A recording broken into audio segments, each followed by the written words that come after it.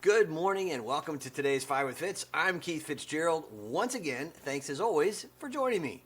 All three indices are in the green as I record this, and that's great. It makes perfect sense. Roughly 88% of the 50 S&P 500 components that have reported so far this week have beaten Wall Street's expectations, according to FactSet.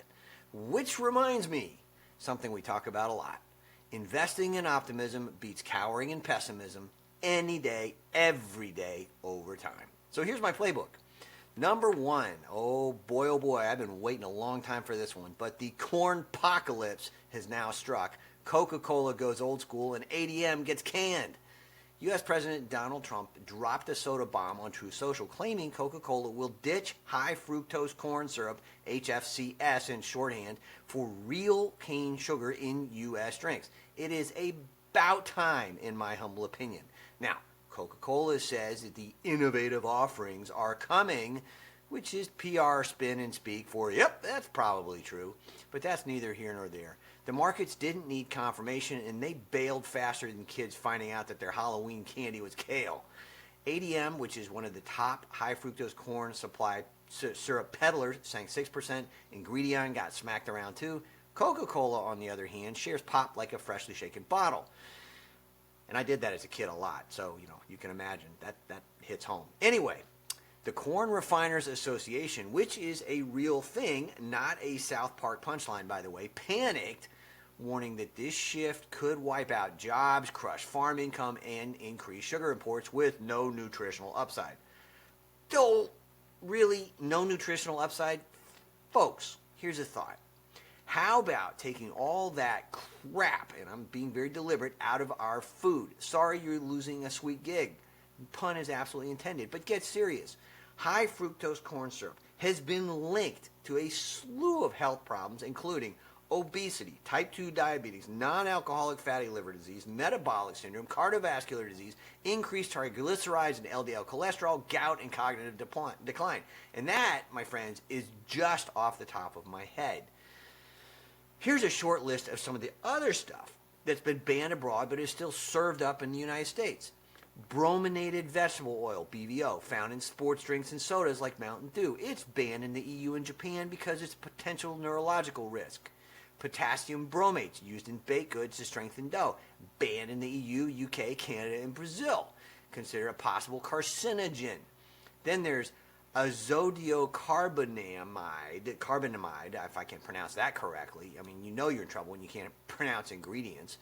That's a dough conditioner found in bread, aka the yoga mat chemical, and it's banned in the EU and Australia. Then there's, of course, RBGH and RBST, recombinant bovine growth hormones. Those are given to dairy cows to boost milk production. They're banned in the EU, Canada, and Japan for animal and human health concern. There's the widely reported artificial food dyes, especially red 40, yellow 5, and yellow 6, that are linked to behavioral issues in children. Those are banned or require warning labels in the EU.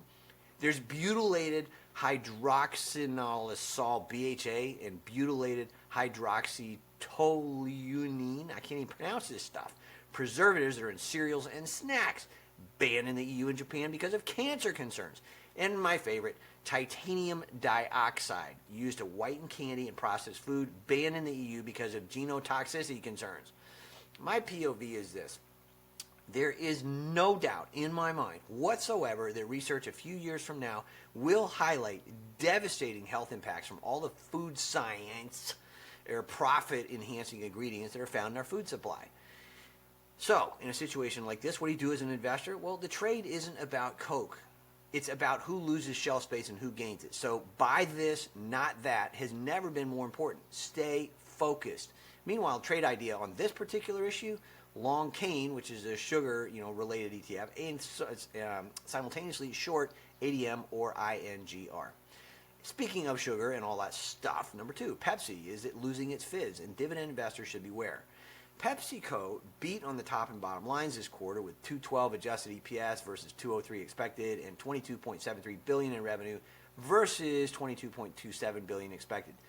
Shares are higher as I type, but I wouldn't be breaking out the confetti just yet, though. I think that the street is simply betting that Pepsi is going to follow Coke's lead on the cane sugar. Now, The ETFs that own both Coca-Cola and Pepsi are catching up, as are the algos funds too. Now, behind the headline beats, volume is falling, and that tells you everything you need to know about where this story is headed. Worldwide snack volume fell 1.5%. North American food volume, Frito-Lay, Quaker, etc., dropped 1%. North American drinks volume fell 2%, including Gatorade and bubblier names, although original Pepsi and Pepsi Zero Sugar maintained to squeak out some gains, which is kind of interesting to me. CEO Ramon Laguarta said that North American demand is improving, but he also warned there's more uncertainty ahead. Now, normally I would hate that, but I do like LaGuarta as a CEO, and I find his take to be an honest one, with none of the usual dog ate my homework commentary that we're bound to see from lesser savvy CEOs this earnings season. Still, Pepsi has had a long history of being a dividend darling, 53 consecutive years of increases, growing at 7.54%, if my memory is right, over the last decade. But with rising reformulation costs, shifting health trends, and softening volume, I am very hard-pressed to give that the same weight I used to. In fact, I'm quite concerned about it. Pepsi's TSY, true shareholder yield, of 3.09% is less than its listed yield of 3.80% because the company's debt paydown yield is negative. Now, if you're not familiar with the term, that's important because it means that Pepsi is not using debt efficiently, which subtracts from the overall yield picture in what I call the true shareholder yield, a metric that I use to evaluate investment potential. Now, generally speaking, I prefer higher TSY companies because my research shows them to be better performers over time, and I share what I know about those things in one bar head if that's helpful. All right, number 3 today, Taiwan Semiconductor chip boom, aka AI eats the world. Taiwan Semiconductor just uncorked a monster quarter. Net income up 61%, and it's up nearly 39% year over year. Is that a shocker? Hardly. High performance computing, read AI and 5G chips, now account for 60% of sales, up from 52% last year. That is a tectonic shift, and frankly, one that we've been talking about for a long time. Now, should you buy it? Well, that's your call.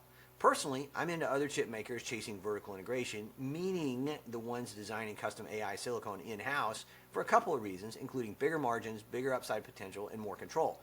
But that's just me and the OVA family, I might add. The point I want you to think about as an investor and consider carefully in your own portfolio is this. We're living at a point in history where every investor who is ignoring AI isn't just missing a trade. If you're one of them, you are ghosting an entire era of innovation if you're not on board one way or the other. Keith's investing tip in this department is really simple. There is an old expression about what to do when the chips are down. But when the chips are up, quite literally, I can almost guarantee you the smart money's already long. So be smart about it. Number 4, if you want to dominate data, lay a cable. Here's what I mean by that. Meta and Google are both racing to lay globe-spanning web of subsea internet cables as bandwidth demand explodes, thanks to AI, data centers, and everything in between that we've talked about regularly. Meta's latest project is a 50,000-kilometer cable system, which, if I think correctly, is larger than the Earth's circumference. Meanwhile, Google has just launched Sol, which is a transatlantic cable linking the U.S. to Bermuda, the Azores, and Spain. It's one of more than 30 cable systems Google has backed globally. This isn't just about faster YouTube or Instagram videos, if you're thinking about that sort of thing. It's about data dominance, owning the digital plumbing of the modern world.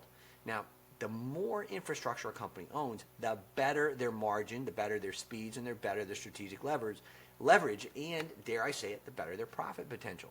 Now, people wonder why I made a big deal out of Uncle Elon's move to build a charging network in 2012 when he rolled out the Model S.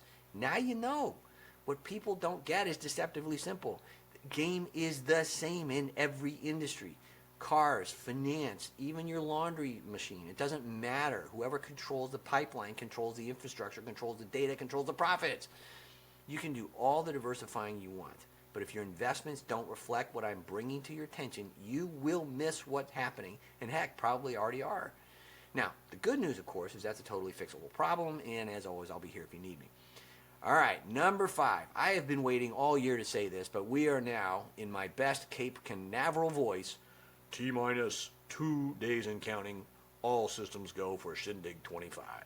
That's our first annual client get-together, and people are coming from around the world. So if you're one of them and you're watching this video, travel well, travel safely, and we will see you on Saturday here in Seattle. It's going to be fun, and dare I say it, hopefully very profitable in every sense of the word, too. Today's bottom line, do not chase yesterday's trend. Instead, what you want to be doing as an investor is positioning for tomorrow's inevitabilities. You got this, I promise. As always, let's make it a great day. Thanks for watching. I'll see you tomorrow. Cheers.